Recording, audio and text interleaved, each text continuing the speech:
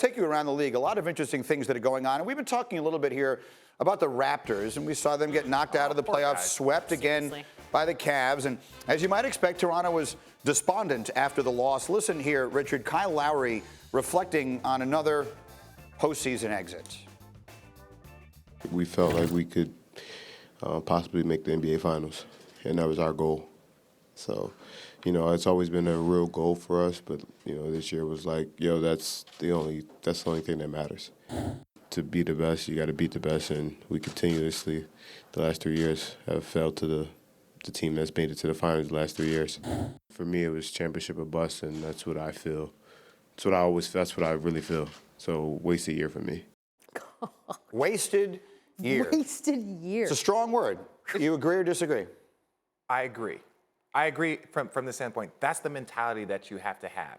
When I hear people talking about, oh, you should blow up the Raptors, you can't blow up a team because they can't beat the best player on the planet.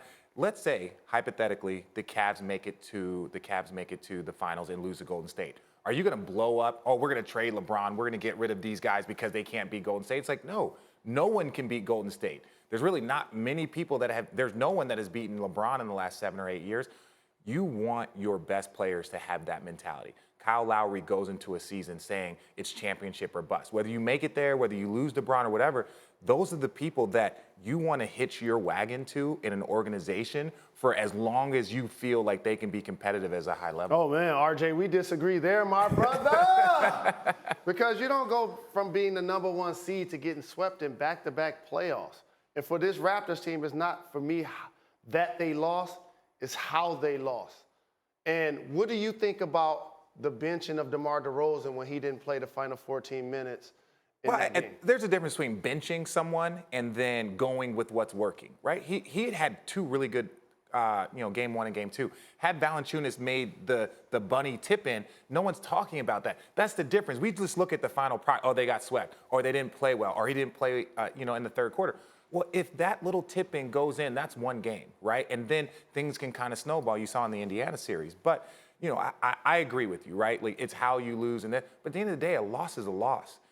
Everyone sits up here and wants to argue LeBron James's finals record, right? Because they're like, well, at the end of the day, a loss is a loss. But no one wants to sit, well, in Cleveland, the first time he didn't really have much. Then one of the losses, it was the first year he was together in Miami. Then one of the losses, they didn't have Kyrie and Kevin Love, right? Like, you might go into depth on that, but at the end of the day, a loss is a loss. Fair enough. Lost in the first round. But I want to go back to the first thing, because specifically on DeRozan, it's one thing to say, yes, you're going with what's working, but he's an all-star starting player. You wouldn't do that. If the rest of the Cavs are playing great at one point, the coach is not going to say, well, I won't put LeBron in for the fourth quarter because things are going well.